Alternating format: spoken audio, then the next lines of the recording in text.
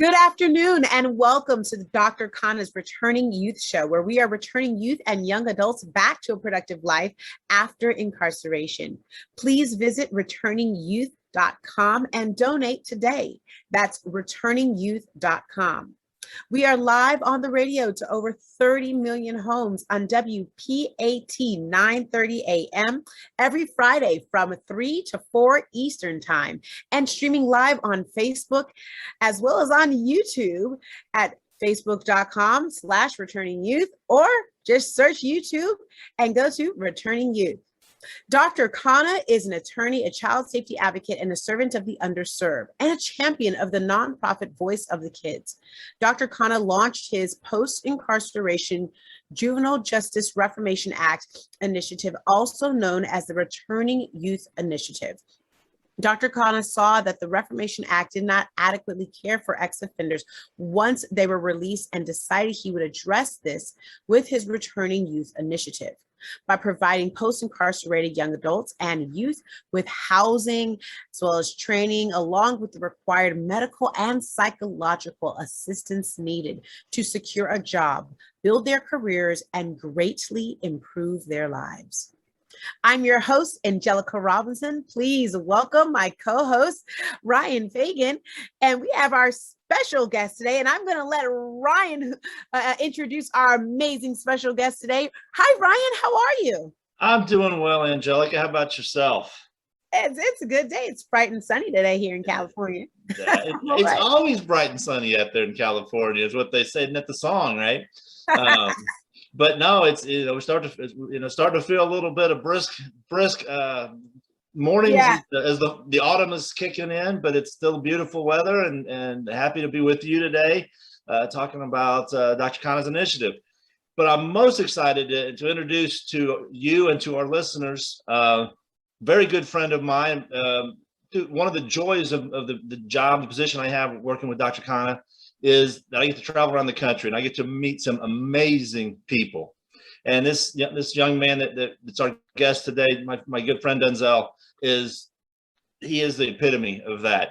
As a young man that made a mistake, spent some time, and came out. And he and I had the opportunity to meet him several months ago. And just to say that my conversations with Denzell over the last several months they've really changed my life, how I view things, how I view what we're doing, and the challenges that are faced by post-incarcerated individuals. So without further ado, I want to welcome my good friend Denzell to our show today, and thank you so much, Denzell, for joining us today. Thank you, Ryan, for having me, and hello to everyone else. Hi, Denzell. How are you? Doing good. How are you doing? Fantastic. Thank you so much for joining us.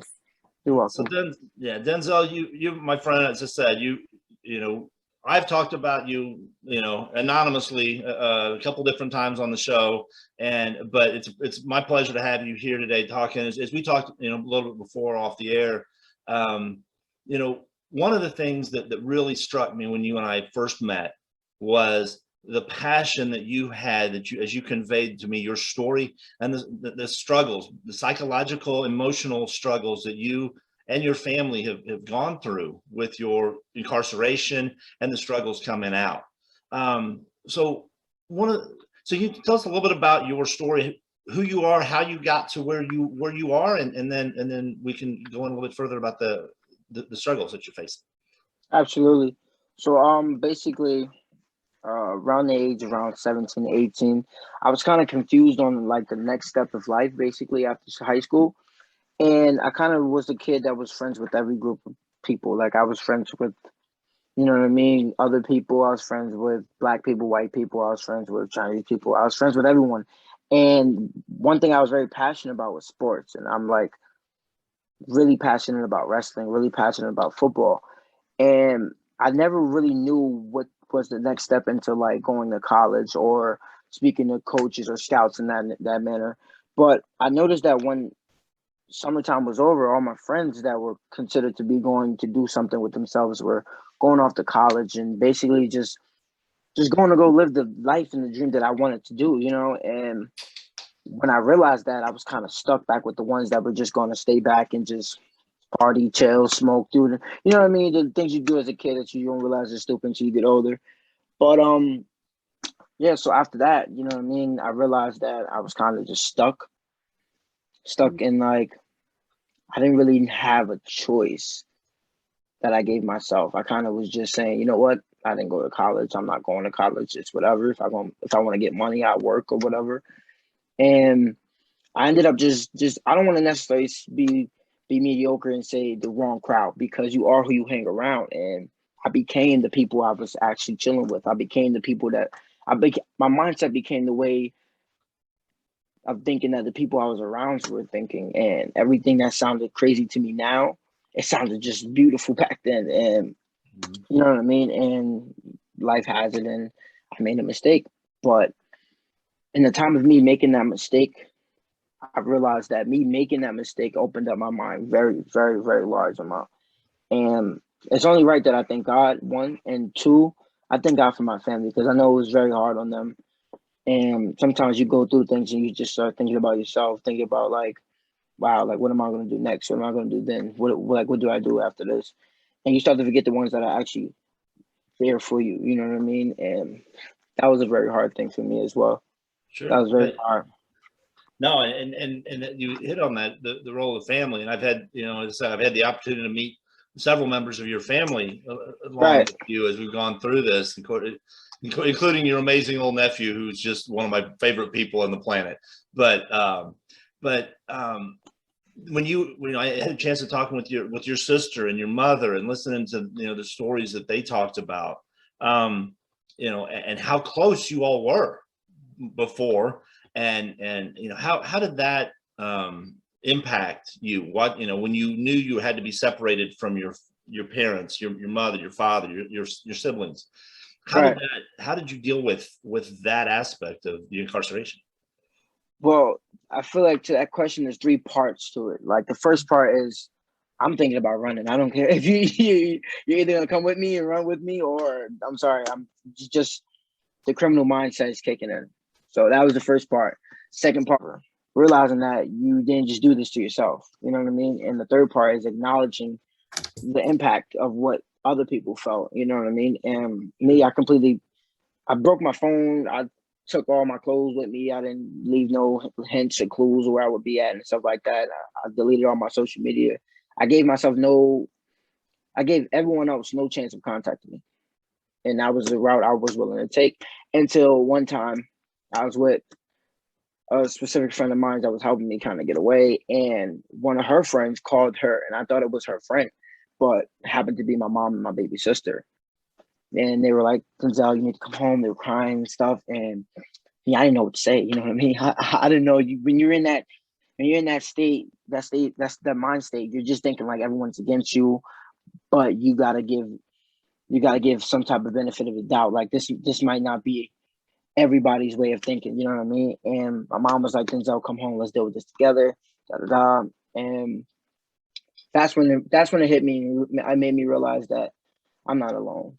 You know what I mean? I'm not alone. On top of that, like, it's only right for me to get back with my family and do this together.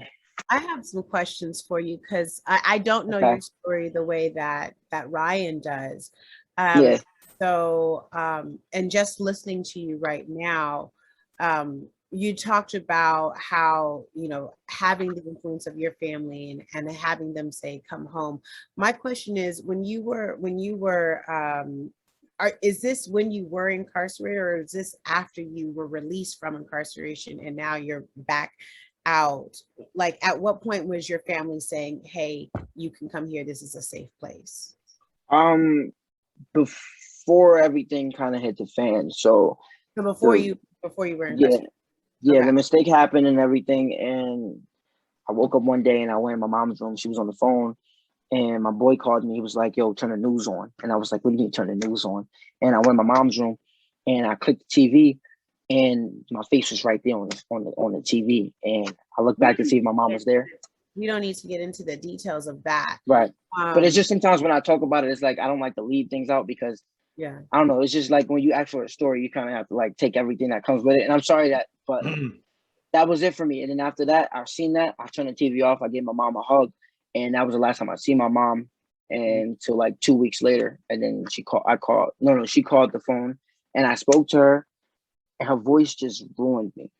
So to answer your question, that was before everything. That was before jail. That was before Kate. Yeah, that was before everything. And then you were incarcerated. You were incarcerated for how long? I was incarcerated for 18 months. 18 months. And Yeah. then 18 long, hard months. yeah. Yeah. Once you were released, Yeah. what was the hardest thing? Like if you can talk about that moment of getting out, that post-incarceration moment, what was Right. one of the hardest things for you to deal with, I mean, whether it's like getting a ride home or getting a ride to like leaving, what was that first really difficult thing to deal with?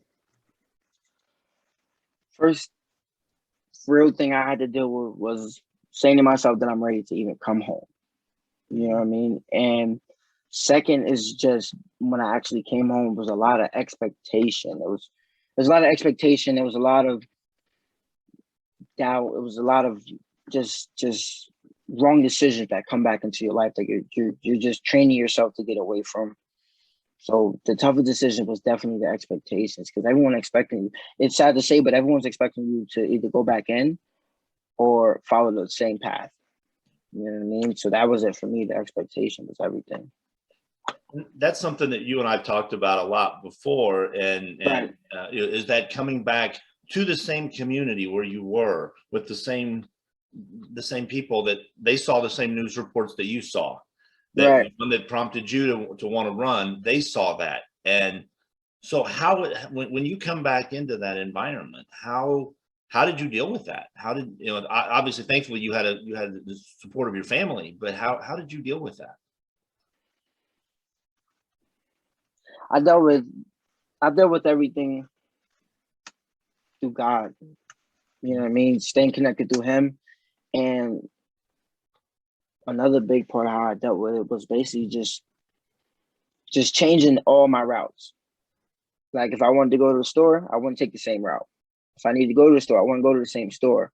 If I needed anything that I used to need or wanted to do, whatever, I would do it by myself or totally different. You know what I mean? And most times I just stood home. You know what I mean? Because when you go out, when you leave that door, after you walk outside your door, you're entering a whole new life. You know what I mean? Every day is different. And that was a big step for me too, taking every day at a time. I have some questions for you, because I don't know your story the way that Ryan does. Yeah. So, and just listening to you right now, you talked about how, having the influence of your family and having them say, come home. My question is, is this when you were incarcerated, or is this after you were released from incarceration and now you're back out? Like, at what point was your family saying, hey, you can come here, this is a safe place? Before everything kind of hit the fan. So before you were incarcerated. Yeah, okay. The mistake happened and everything, and I woke up one day and I went in my mom's room. She was on the phone, and my boy called me. He was like, yo, turn the news on. And I was like, what do you mean turn the news on? And I went in my mom's room and I clicked the TV, and my face was right there on the TV. And I looked back to see if my mom was there. We don't need to get into the details of that. Right. But it's just sometimes when I talk about it, it's like I don't like to leave things out, because I don't know. It's just like when you ask for a story, you kind of have to like take everything that comes with it. And I'm sorry but that was it for me. And then after that, I seen that, I turned the TV off. I gave my mom a hug, and that was the last time I see my mom.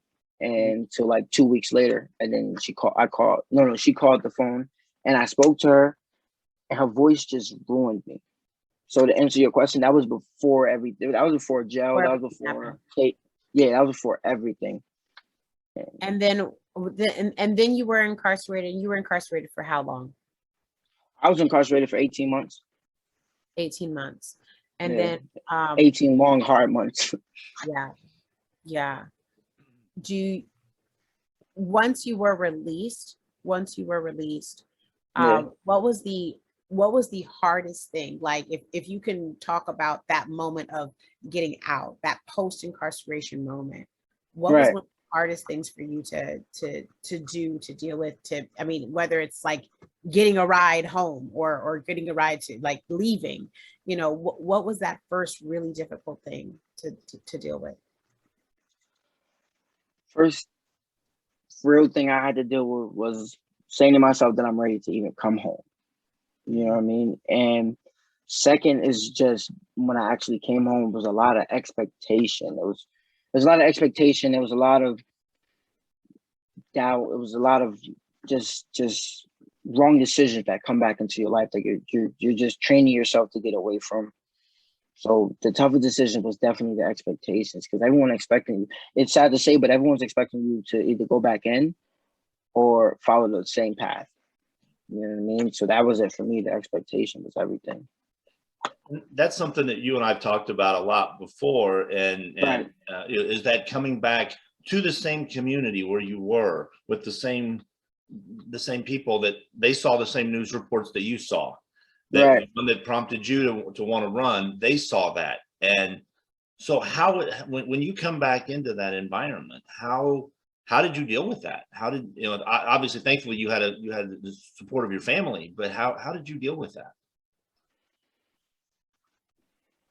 I dealt with everything through God. You know what I mean? Staying connected through Him.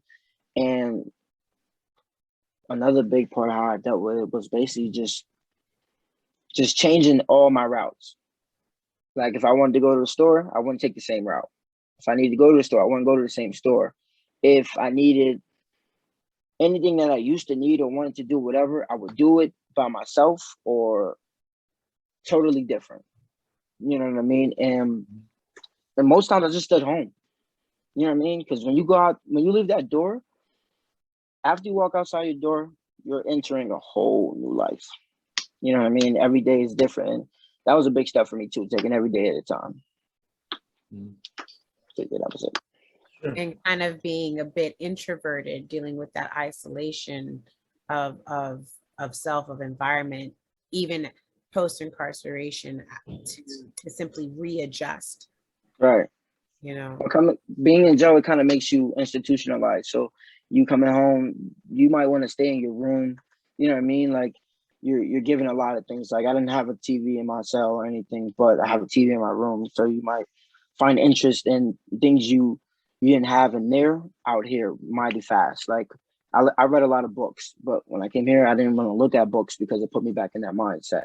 Sometimes I didn't want to be in my room precisely because it made me feel like I was still in jail. So being isolated and everything is not always the key, because you know what I mean? Like you just came out of jail, your family wants to spend 24/7 with you.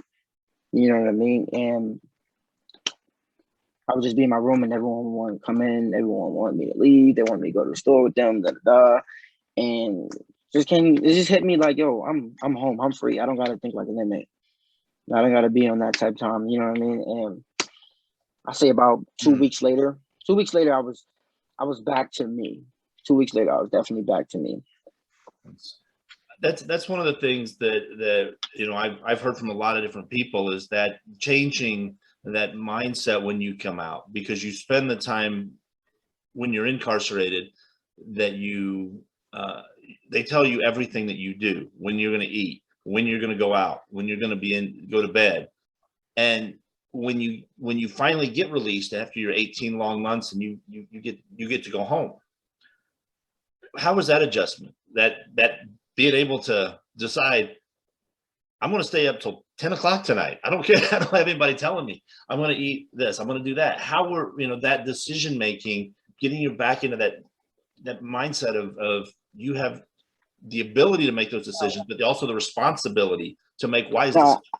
I know what you mean. Like that second before you hit free and you're still in jail and you're thinking like you're about to get home, you're about to be able to go do what you want to do. Honestly, Ryan, that was the hardest thing. Mm-hmm. That was the hardest thing. Why? Because I didn't have much friends in jail. I didn't have much friends, and on top of that, everyone knows who's going home.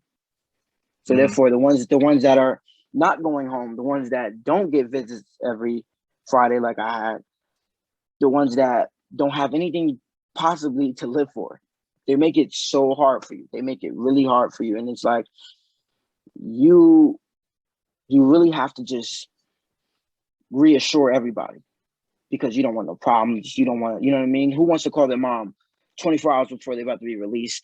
Hey, mom, I got into a fight because this guy said this, that, whatever. So you really have to humble yourself and be sure that to listen to every rule. You know what I mean? So the last day before I came home was probably the most I listened to all the rules. The most I was more submitted to the things that they were telling me to do. You know what I mean? And you can't just stay in yourself because you go crazy. But that was one of the hardest days. That was definitely one of the hardest. I had an inmate tell me that he'll take my program. Because in jail, you get some programs, you know what I mean? They give you programs so your time will go faster and things like that.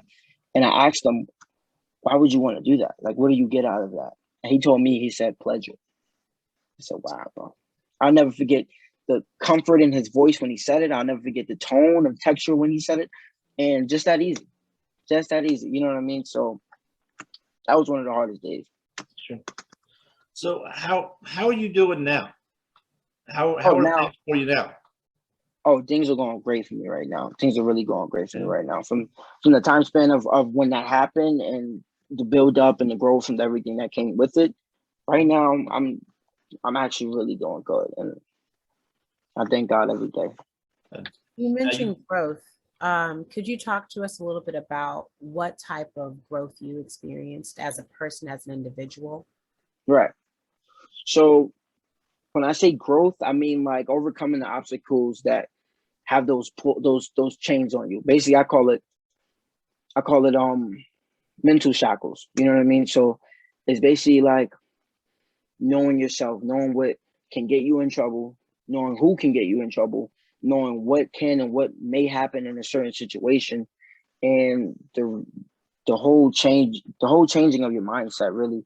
And me, when I kind of came out of jail and I came home, I didn't necessarily come home to a group of good friends that were ready to welcome me home and everything. No, I came home to enemies. I came home to people who tried to line up the next time I go into jail. You know what I'm saying? So with that being said, it's like just knowing everything, you know what I mean? Always being on your mind, always being 100%, 24/7 there. And that's what I had to do. So with that being said, I had to focus on things that I wanted. I had to stop worrying about making everybody happy and try to make myself happy. You know what I mean? That goes a part of the expectation as well, because some people are expecting you to do good. Some people are expecting you to do this. Everyone thinks you should go join a trade, go do this, go to school, go do this, da da da. But you're going so fast that you don't take time to actually say to yourself, what do you want? And by finding what you want, what you're passionate about, and realizing that this is your life that could have been stopped, you know what I mean, at a point in time, because you can't get time back. So it's best to just do everything productive. And for me, I went to school. I went to school for like 6 months for CDLs. I graduated. I got my CDLs.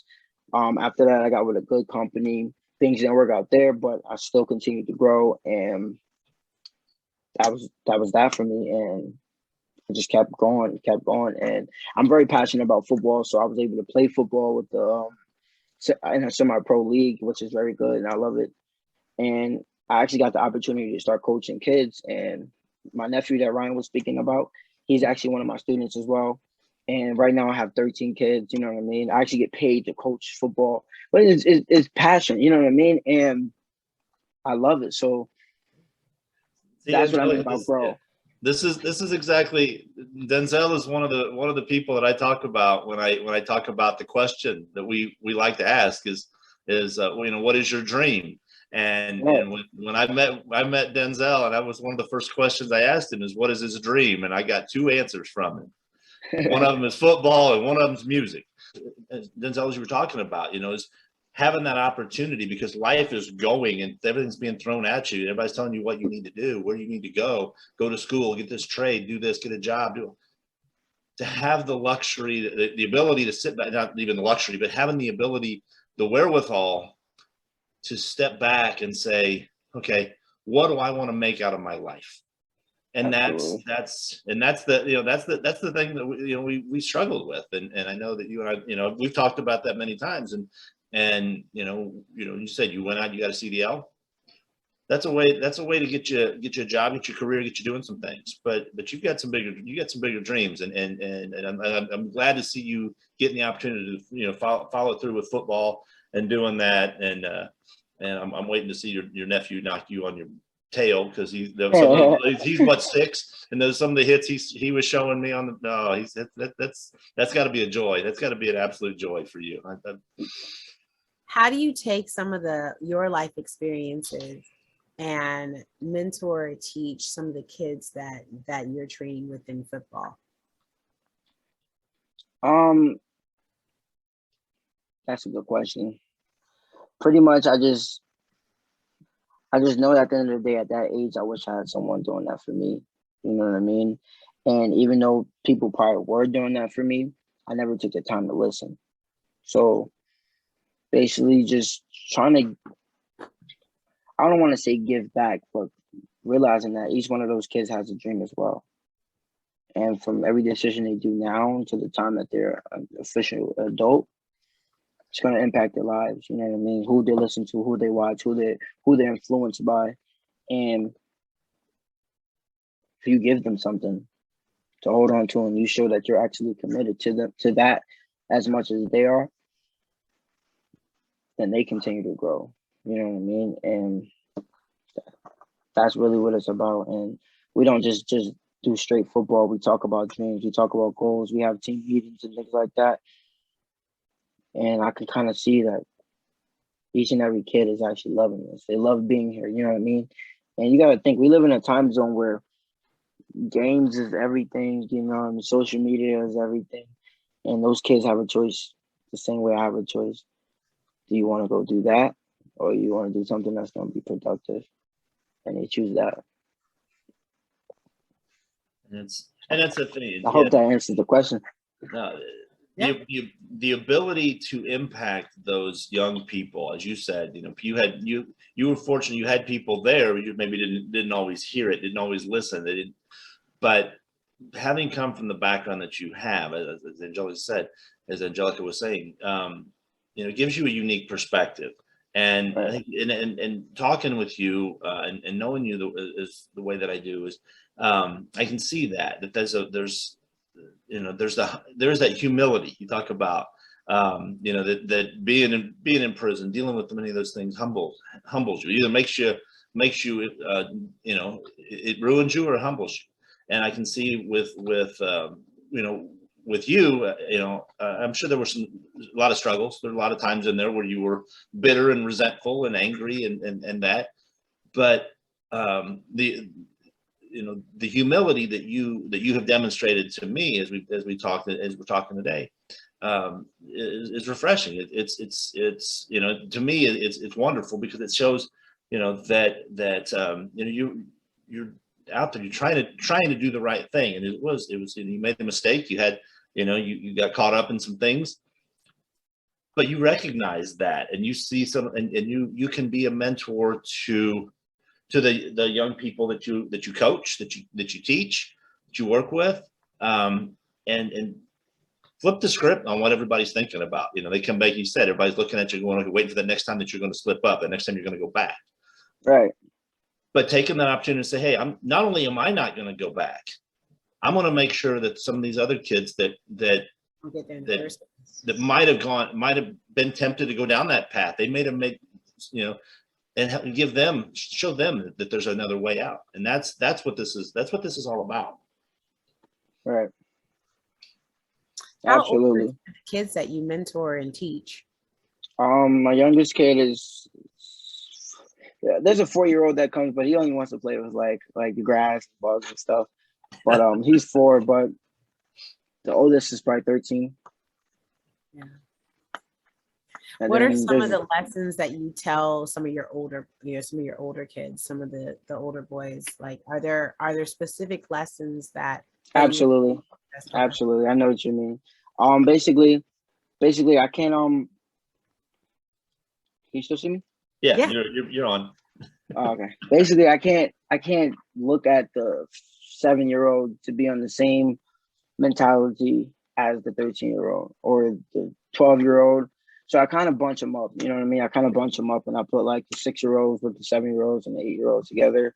And if the 8-year-old is showing me that he can stick with the 13-year-olds or the 12-year-olds, then I give him a chance because, you know what I mean? He's showing me development. But the younger kids, I kind of take it easy, you know what I mean? Because it kind of feels some more like a daycare with them. The middle kids, I kind of like become a little more strict, but the older kids, nah, I'm straight on. You know what I mean? Like it's not gonna fly here with any of those games they like to play, and I'm gonna give them what I needed, and that's that guidance. You know what I mean? That's that structural everything. You know what I mean?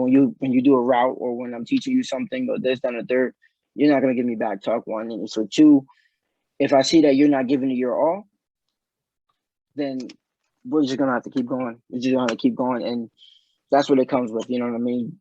Breaking them all up and showing them that when you get to this level, okay, I'm gonna treat you like that. When you get to this level, I'm gonna treat you like that. When you get here, oh yeah, I'm gonna treat you how what's expected. Because when you get out there, people tend to like speak upon how old you are. You know what I mean? If you're a grown man, you want me to talk to you like a grown man. But the second I see what your mentality is, I'm either going to address you to how I see fit. And that's where it comes into play a lot as well. But I can't teach the younger kids what I teach the older kids all the time because they got a little more growing to do. Mm-hmm. You know what I mean? And much is more expected. So that's what that comes to. So if one of your 12-year-olds is listening to this conversation right now, if they are hearing this on the radio or on YouTube or Facebook, what would you tell one of your 12-year-olds? Speaking at a football manner or as far as what we're talking about? Yeah, sure. In a football matter. Oh, I'll ask him if he's going to be at practice Monday. But you know what? I know what you mean. But even in the idea of making sure that someone is at practice, that's making sure that they have accountability and responsibility. That's making sure that they are in a place that they're supposed to be. That's going to strengthen, literally give them physical strength and keep them disciplined, as opposed to being literally anywhere else. So like even just the message of make sure you come to practice, that's discipline, that's regimented, that's routine. That's a good lesson. Right, absolutely. And those key words right there, accountability, responsibility, each one of those words come into play every day. Why? Because if you let someone get over and just think, like, let them think that because they're a kid, that you're not going to get on them about certain things. And I sometimes give homework assignments. I don't know. I just started doing it, and I will have the kids write down things they want in the future and things they want now. You know what I mean? And I think like 4 of them didn't come they came empty-handed. So me being a coach, me making sure that they know at the end of the day, you get consequences for things that you don't do, especially when you know you're supposed to do them. So they had to run, and they didn't like that they had to run. They didn't like that they had to run. They felt like I was being really strict. You know what I mean? I kind of had to hear something from one of the parents after. But the next assignment I gave, each 4 individual, they came with the assignment, and it was long, and it was very, I don't really like go through it and like, oh, it should have been a comma there, it should have been this there. No, I just want to see what you actually did the assignment, and what can I take, what do you take from me actually giving you the assignment. So consequences is everything. Literally teaching them responsibility. Yeah. Absolutely, because they don't want to run. They don't want to run. And I still play football. If I came to practice 1 minute late, we were definitely running a mile. I was like, absolutely. So you know how it goes. Yeah. Every single time, every minute you're late, it was a lap. So if you were 2 minutes late, you're doing 2 laps. That's a half a mile. Whew. Wow. Nobody wants to do that. Yeah.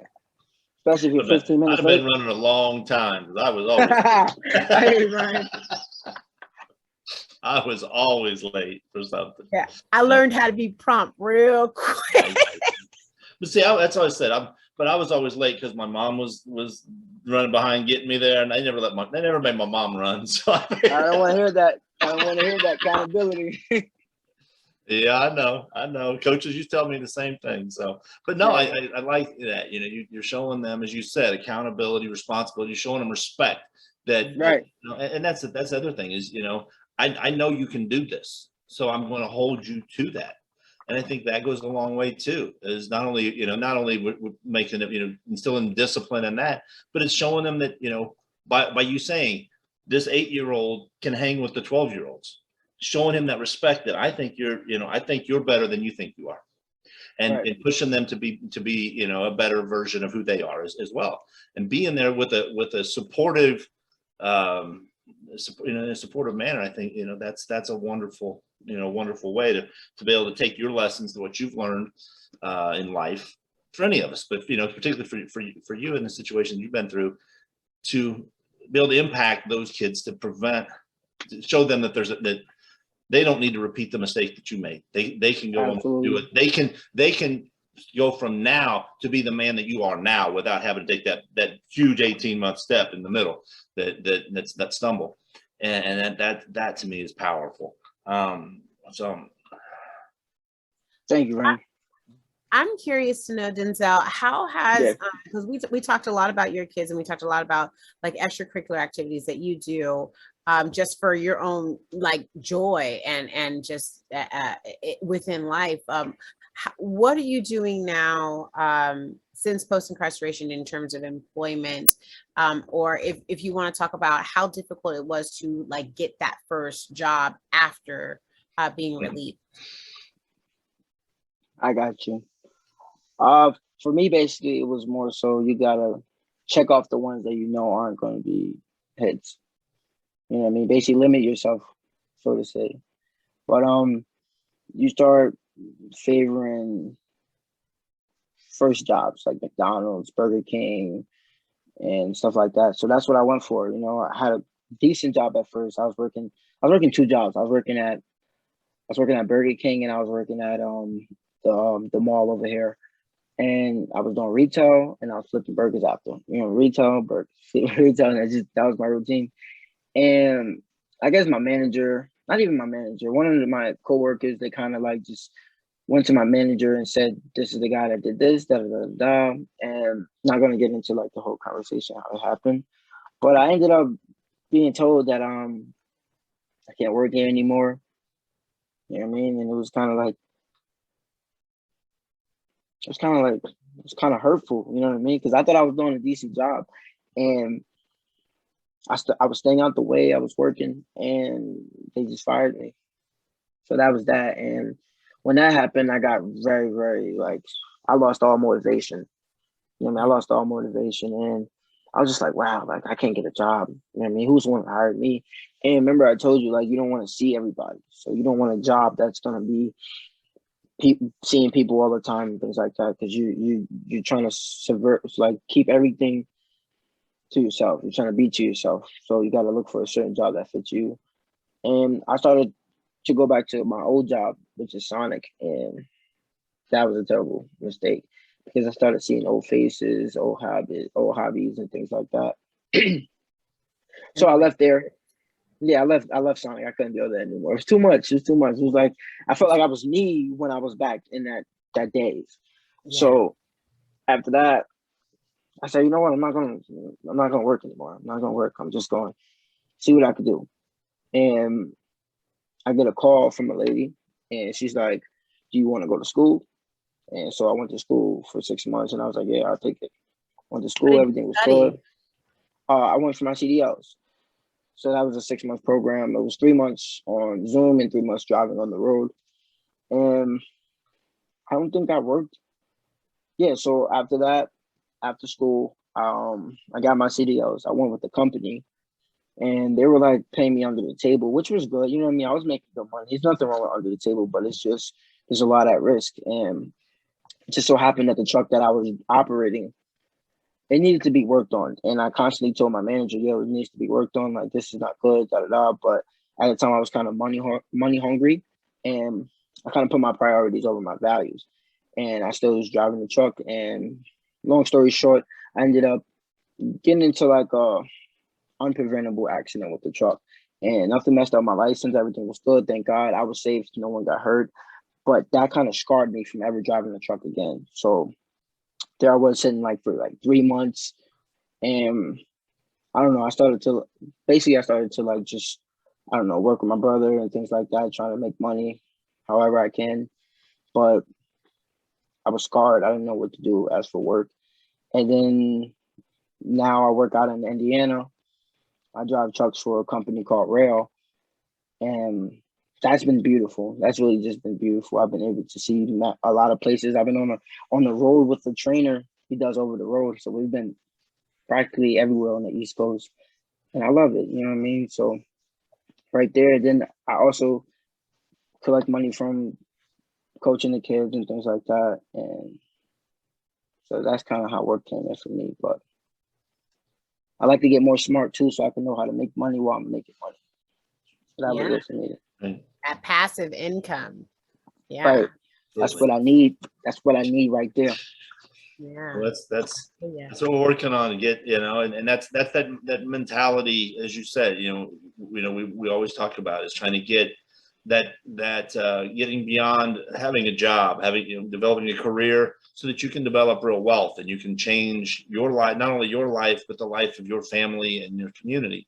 And, you're on your way to doing that, figuring that out, and with all the things you've been through, for you to have that realization and that understanding at this young an age is quite impressive. And I'm excited watching as you've grown in the time that I've known you, because when you and I met, you were finishing up, or you were in the middle of your schooling for your CDL.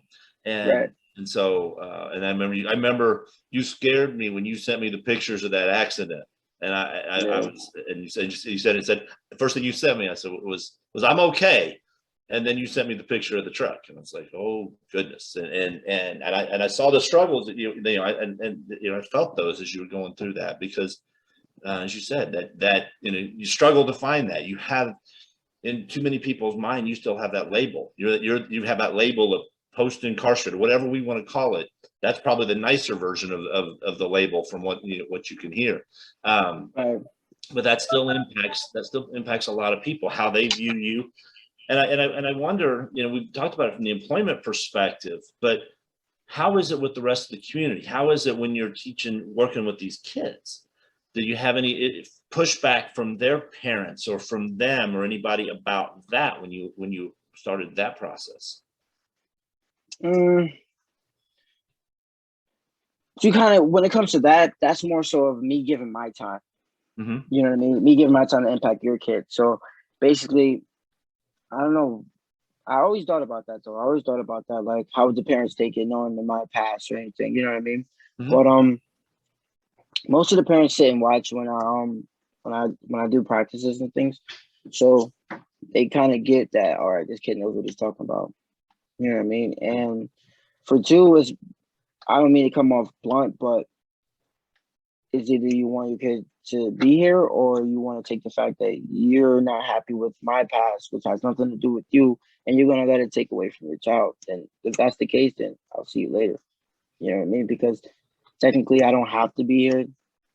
Really, I just love the sport. And on top of that, I know what it takes to be a captain in football. I know what it takes to be a starter. I know what it takes.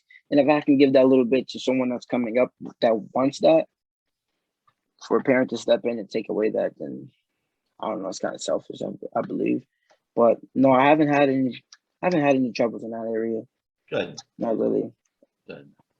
So that's another area that we see. Though. Yeah. I'm sorry. To not have that kind of issue, that should be like really empowering. That absolutely. Because could you imagine? You know what I mean? Could you imagine me? Because think about it. Like, I don't just look at these kids as a coach. You know what I mean? I actually begin to get bonds with these kids, relationships. You know what I mean? Like the oldest kid texts me actually like to tell me, oh, just so you know, I'm doing this or I'm doing that. You know what I mean? We have a bond, and for that to be broken over something I did in the past that your mom's not happy about and anything, that would kind of hurt. You know what I mean? That would kind of hurt. And something of that nature, where I had this one mom, she couldn't afford, like, she couldn't afford to pay like the she couldn't afford to pay for her kid to come to practice all the time and things like that. And he was one of the best players. He's one of the best players, you know what I mean? But on top of that, it's like I still have another coach that I have to pay out of pocket because he helps me out. But I don't want to see him go because I don't know. I guess we had a good bond and everything. So I told his mom that whatever you can give will help. But if you can, it's okay. And I ended up letting him stay. And you know what I mean? Things like that happen all the time because you start to feel like people are trying to just get over on you, or because I'm young, you know what I mean? I'm young and I'm not fully established in this form of a business. So, you know what I mean? You just got to put pride to the side and everything and realize that everyone's going to have their opinion. Everyone's going to have their own judgment and still got to get the job done. It's a really great way in describing focus and in describing self-discipline and Right. teaching that to your your students, to the kids that you teach as well. That's awesome. Right. Thank you. Yeah. Yeah. So what is next for you? What are some of the, I mean, you had spoken about some dreams and goals with Ryan. What are some of those dreams and goals that you have? Like, cause like once you do one thing, it's kind of like, okay, now I've done that. Now what's next? So what is next for you? What are some of your upcoming dreams and goals? Upcoming, I would say getting a lot of my music done professionally and seeing more of the world. A big dream and goal for me was seeing more places. And with this job, I've gotten to do that. So I kind of checked that off, but I still want to see more. You know what I mean? I still want to see more because there's a lot out there that I want to see. Also, a big dream and goal is making sure my family's good, making sure I'm good too. And I'll say buying a house, you know what I mean? And those are things I actually like really think about because they don't really teach you a lot of things when I was in school, or maybe because I was a kid that didn't really listen. But they don't teach kids about buying houses. They don't teach kids how to file their taxes. They don't, you know, there's a lot of things wrong with the school system. But right. So with that being said, me getting that knowledge now, yeah, it's better I push and fight for it while I'm here because I don't want to be older and not being able to tell my kids, my actual kids, yo, this is what you need to do if I don't know myself. So I guess gaining more knowledge and just focusing. I like going on vacations. I like just doing a lot of things. I definitely like paintballing too. Paintballing is really cool. And I'm hoping that the team I'm playing for right now, we're actually 4-0. So I'm hoping that we win the chip. I never had a championship on my belt. I never won a championship. I play football. Yeah. Okay. And I wrestle on Fridays. Okay. Okay. Fantastic. And what type of music? Type of music I do is more so like pain. You know what I mean? Like, I feel like everybody could rap about guns, who they're fornicating with, or how they're fornicating. I feel like everybody raps about things that are mediocre. You know what I mean? Things that are easy to rap about. And I start to notice that a lot of these rappers don't have much to talk about. You know so what I you mean? rap? But yeah, I rap and I sing. You rap and sing. Okay. And is your music more R&B? Is it more neo soul? Is it more, how would you describe your sound? I'll say it's a little bit of everything. Because I do a lot. Like I might make a little punk, it's a little goth. Like, how's it a little bit of everything? Oh, okay, well, I'm gonna just throw some stuff out then. I say a little bit R&B, hip hop definitely, gospel, and contemporary. Okay. All right. Yeah, there's some of I've had the pleasure of not only listening to some of the recordings that Denzell has done, but I was actually there watching him as he was singing one as we were filming. They were doing an attempt at doing a video and just getting to see the passion as he's actually, you know, singing the song, performing the song. It was, you know, it struck me. It was he may not talk about as much, but you know, just what I've heard from him is, you know, he talked about, you know, it's pain. It's the who he is, the struggles that he's been through, and the real. And it's, you know, and it was very, you know, very touching. And that's what it said. I told him, and Angelica, I told Denzel this first time I met him. He starts singing. I said, man, I'm going to be here for you. Got your back. We're going to be thick as thieves. We're going to be tight. I said, but I'll ask one thing of you. So when you get up on that stage and you accept that Grammy award, you remember me. And so I'm holding you to that, my friend. You're right. Right. How would you how would you describe your sound in terms of like influences that you've had? What were some of those like big influences in terms of your music? Do you have any artists that you really like focus in on that would help to motivate you or help to influence your style? You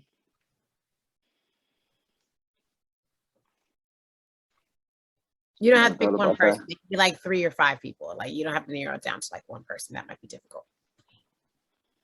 I'll say like Lil Baby, Lil Durk, and lots of young artists.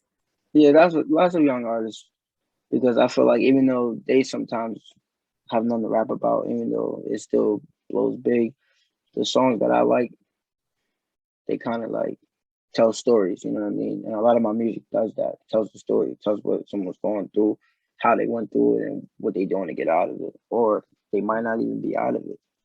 You know what I mean? So I'll say definitely those two. Okay. It's probably more. It's probably more. When I think of rappers that are storytellers, my mind will immediately go to like a J. Cole or a Sean Carter. You know, those artists are like you know, true storytellers, and they do describe very well. I don't know about Jay-Z, but so much as J. Cole in terms of describing pain and releasing chains and releasing bonds and all that other kinds of that kind of conversation. Right. Now I get what you're saying. They definitely give up the vibe too, but me, I just don't really like listen to J. Cole. I don't know, it's just me, you know what I mean? But yeah.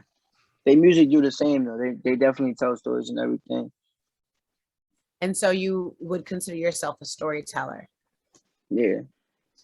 Fair. Definitely a storyteller. But there's songs that I might just throw, I might just put something together because it sounds good, you know what I mean?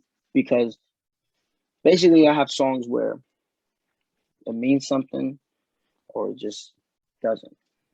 You know what I mean? And either way, I'm just looking for different sounds, different flows, different stories, you know what I mean? And that's how it goes for my music and stuff. But if it's something that's bothering me, something that's on my heart that I feel as if coping with it would be better for me to hit a studio than actually hit somebody, then I'm actually gonna I'm gonna get in my notebook. And it's hard to take what's up here and put it on the paper, you know what I mean? Or on your phone. Like, it's hard. Do you also compose? What do you mean by compose? Compose music, arrange music, produce music. Oh yeah. I mean, not so much produce. I know what kind of sound I'm looking for. Like, I don't really know how to like be in the studio and put this here and do that there, but I know what kind of sound I'm looking for, so I can tell like if I want this or that. Writing. Yeah, just mostly writing though. Did you develop that while you were incarcerated, or was that something you were doing before, or was this something that you just kind of discovered after incarceration? Good question. That's a good question. I played around with it when I was in high school. I played around with music, you know what I mean? I used to be in the choir and everything. So I just always played around with music. And after that whole situation happened when I was incarcerated, I kind of just gave up on music. I didn't really care for it. And when we have like, you know what recess is, right? Recess? Yeah. Mm-hmm. So like recess in jail would be like yard time, like, yeah. You know what I mean? So when we would have yard time, I would notice a lot of guys rapping in groups and stuff like that. And I would go over, I would listen. I would just think, yeah, I was just listening to the ciphers and everything. And I began to think like, yo, I could rap like that. You know what I mean? I could do that. I could put that like that. And one time I came in the yard and my celly was hearing me sing my song, whatever it's called, He Saved Me. And he came to the cipher with me, and we were just listening. He was like, "Yo, my man's want to spit," and I was like, "I'm not rapping, bro." I'm not. He's like, "Yo, just do the one you did in the cell." And I did it, and everybody was like, "Yo, it's hard, bro. Like, yo, you got a story, da da da." You know, typical things people say. So when I came back out, I was like, "Yo, I want to put that in the studio." And I'm sorry, before I even went away, I did a music video with my family and everything, and it started booming and it started like getting more views and stuff like that. So it helped to rediscover your passion. Right. But when I went to jail, I didn't really care for nothing. I didn't really care for like music and stuff. But when I came back out, I was like, yo, I need more coping mechanisms. I missed the studio, you know what I mean? And when I got back in, I just started writing, I started rapping, I started loving what I was doing with the music. So that came a lot. But also too, like when you're doing music, you can't just focus just on music. You know what I mean? You got stuff you gotta do, you gotta get money, you gotta, you know what I mean, you pay bills and stuff like that. You might have a girlfriend and stuff. So I used to only write when I'm about to go to sleep. You know what I mean? So like my time will be different. I want to be able to go to the studio because I don't have my own studio. So a lot of things become against you because you just got to make it work. And that's what it came in play for me. I love it. I love it. I love the story of how, like, you know, something that you used to do that was motivational, that you found comfort in, that you found joy in, and then you kind of lost that motivation, that joy after, you know, dealing with, you know, being incarcerated, and then you come back out and you're able to kind of refine that momentum and like have another reason, have that coping mechanism, as you put it, to kind of apply yourself to something else, to kind of stay focused and not go back to other thoughts and other patterns and other things. You're able to focus in on your music, as well as focusing in on your schoolwork, as well as focusing in on teaching your kids, all those things. That is, it's extraordinary. It's wonderful. And as I said, we, you know, getting back, you know, from the song that I've heard from you, and as you talked about, you know, expressing the struggles, your pain, the things that you're using this as a coping mechanism for yourself. That's something, you know, letting other people hear that. Other people can relate to that. They can see here's a guy that's going through the same things, having the same feelings. This is, you know, and that's one of the beautiful things about music, and is, you know, we can have, you know, it reaches across all these lines. And, you know, I know, you know, I'm not, you know, I don't have some of the same experiences that you've had, but I can, when I've heard the songs I've heard, they touch me. They mean, you know, I can see the struggles. I can see how that relates, and that message that you can convey out to others through your music, with that gift that you have, that talent, and you know, and using that as a coping mechanism for yourself, but also a teaching element going forward for other people is you know, that's also something I'm looking forward to seeing develop further. Thank you, Ryan. Thank you, Ryan. It's definitely beautiful. You know what I mean? It's a beautiful thing because, hey, Dad, you definitely don't make music, and you don't make music for how it's going to touch someone. But when you start making music for how it's going to touch other people, you gain more wisdom out of it. Like, you know what I mean? Like, you could tell, like, all right, rapping about yourself, you're not the only one that's going to feel like that one day. You're not the only one that's going to be able to say, all right, I went through this and this is how I got out of it. Like, you know what I mean? A lot of stories are just the same as other people's stories, you know what I mean? But that person may not have the listening technique that you have to be able to like put it on paper and rap about it and everything. But you might help him out because now he can relate. You know what I'm saying? And you know what I mean? But I definitely make music for myself mostly, you know what I mean, for myself, because I'll listen to my music before I listen to any other rappers. You know what I mean? And that's not being arrogant, it's just, you know what I mean, you begin to like it. It's a way to motivate yourself. It's self-motivation. Right. But that's the thing, is that, you know, what you're talking about is you're doing this for yourself, not doing this for other people or for, you know, accolades or whatever. But that's what makes it effective, I think, with storytelling, because it's genuine, it's real, it's heartfelt, and that's what, you know, it's emotional. And that's what, it may not be directly applicable to the listener, but they can feel something. They can feel some of those struggles of being lost, being the pits of despair and the struggles and how you overcome that, and the excitement and that is, that's what I'm talking about. It reaches across. And so, yeah, you're doing it for you, and that comes, and the listener can feel that. I think they can tell that this isn't a guy that's just out here doing the Vanilla Ice thing, and I'm gonna pretend I'm something that I'm not. Right.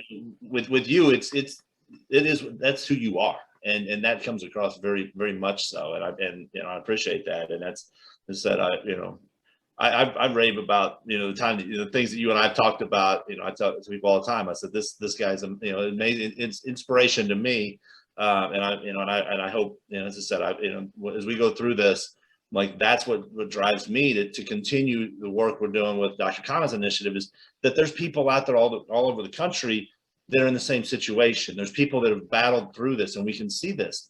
And then, and we always ask people to share your stories with us. Let us know what's going on. And I appreciate you doing that today, because it's been, that's what keeps me going, is knowing that, people, that have been through the ringer, been through the things, some of the things you've been through, got that you can still keep a positive outlook on things, and see that those struggles can prevent the next person from having to deal with that, and taking opportunities, doing things that you love, with football, with music, with all these things, and taking those things that you're passionate about and flipping that and using that as a way to reach that next generation, reach those other people along there that are in a similar situation. And I admire you for all that you're doing with that. So thank you, Ryan. Yeah. I think we are actually close to our hour. And so I do want to thank you, Denzell, for your time today. Thank you for telling us about your journey and your story, and the dreams and goals that you are working on, and the struggles that you've had to deal with, and how you are self-motivating yourself, and how you're motivating other young people through football and through sports. So I want to say, first off, thank you.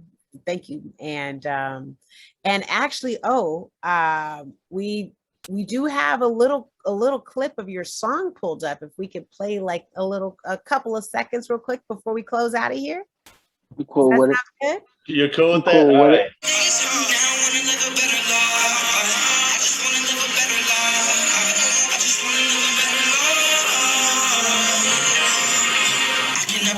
Judge a book by its cover. I can't say I love her when I know that I don't love her. You say you was with me, wasn't with me in that struggle. Trying to get out early, so I stayed away from trouble. 18 months of sleep, man, it felt just like a double. When I see my shorty, we gon' lay up, we gon' cuddle. This me on them songs, but I know you ain't gon' rumble. All I had to know was keep my head up in the jungle. Man, it's really hard trying to live a better life. Thank you so much for your time. Thank you so much for coming in and sharing your story. We sincerely appreciate you. And of course, for those of you who are at home and you are listening, please be sure to join us next week. We are here every single Friday from 3 to 4 p.m. Eastern time on WPAT 930 a.m. You can also join us at returningyouth.com. Join us on Facebook at Returning Youth, or on YouTube, search Returning Youth, and be sure to visit returningyouth.com. You can donate, you can become a county manager and find out more information about the initiative, whether you have, if you are interested in being a mentor, or if you need services, if you need resources, please visit our website at returningyouth.com. Thank you all for joining us today. Ryan, thank you as always, and we'll see you next week. Bye, everybody. Bye.